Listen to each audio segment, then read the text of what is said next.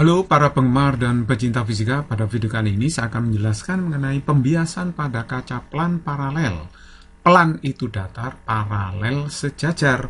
Artinya kaca ini mempunyai dua permukaan yang sejajar. Misalkan saya punya kaca plan paralel seperti ini ya. Lingkungannya udara, jadi dia diletakkan di udara. Nah, kemudian ada sinar datang pada bidang batas antara udara dengan kaca, tetapi sinar ini tidak tegak lurus bidang batas. Nah, maka sinar ini pasti akan dibiaskan. Karena cahaya merambat dari udara ke kaca, dari medium yang lebih renggang ke lebih rapat, maka sinar biasnya akan dibiaskan mendekati garis normal. Nah, sampai di sini nanti di antara batas kaca udara yang bawah ini, maka sinar itu akan dibiaskan lagi. Nah, sifatnya sinar yang datang ini, kalau kita perpanjang, itu akan sejajar dengan sinar bias yang bawah ini ya.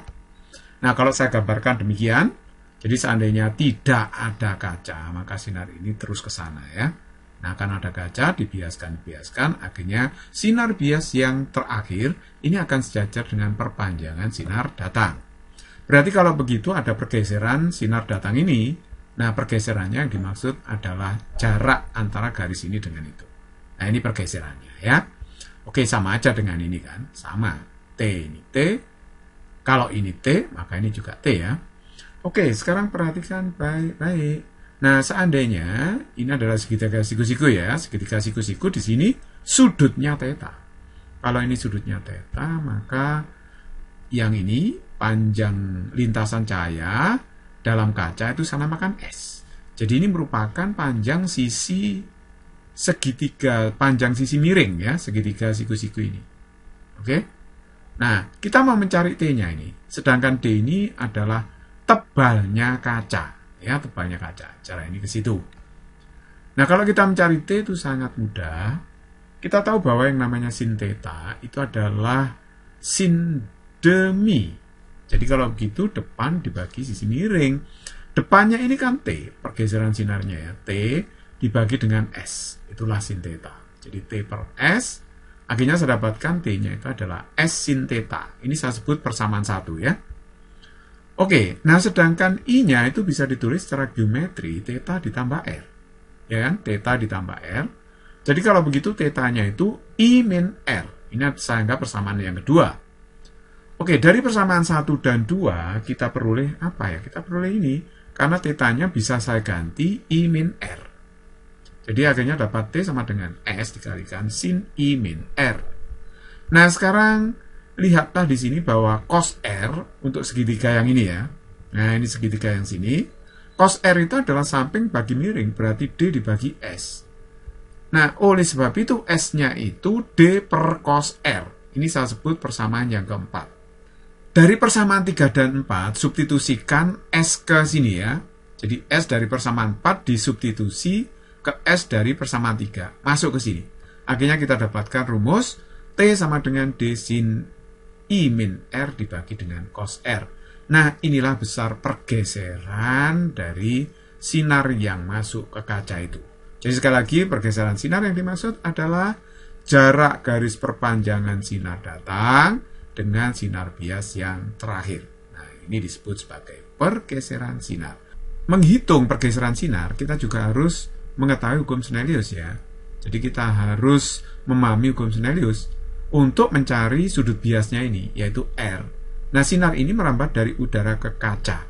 Ini bisa digunakan untuk menghitung sudut biasnya R, yaitu berarti hukum Snelliusnya N udara dikalikan sin I sama dengan N kaca dikalikan dengan sin R. Jadi NK itu N kaca ya, NU itu N udara. Indeks bias udara kalau tidak diketahui berarti dianggap 1. Oke, perhatikan T di sini dalam rumus ini menyatakan pergeseran sinar datang satuannya meter dalam SI. D itu adalah tebal kaca satuannya meter dalam SI. Nah, sedangkan itu sudut datang, R itu adalah sudut bias. Nah, ini sudah saya tuliskan ya. NU itu indeks bias udara, NK indeks bias kaca. Contoh soalnya. Sinar dijatuhkan pada kaca plan paralel yang tebalnya 24 mm dengan sudut datang 60 derajat. Jika indeks bias kaca akar 3 dan kaca terletak di udara, maka setelah sinar keluar dari kaca mengalami pergeseran sebesar berapa dari arah semula? Berapa milimeter gitu ya? Oke, kita jawab. Nah, gambarnya seperti ini ya. Oke, sinar ini merambat dari udara ke kaca, maka kita bisa mencari sudut bias R-nya dulu.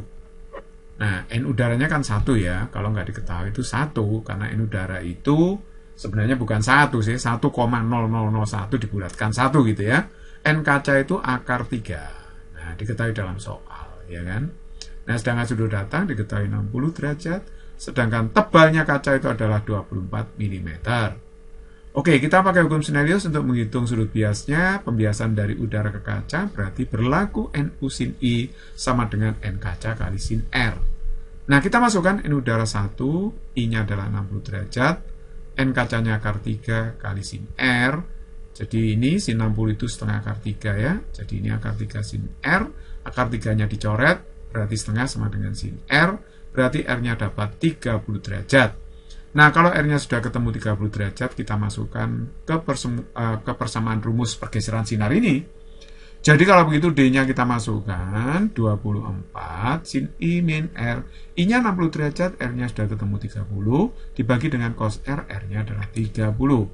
Jadi kalau begitu ini 24 sin 30 ini ya, sin 30 setengah, cos 60 adalah setengah akar 3. Setengahnya bisa kita coret, sehingga dapat 24 per akar 3 atau 8 akar 3 mm. Jadi kalau begitu 8 akar 3 yang benar jawaban B. Physics is very easy and fun.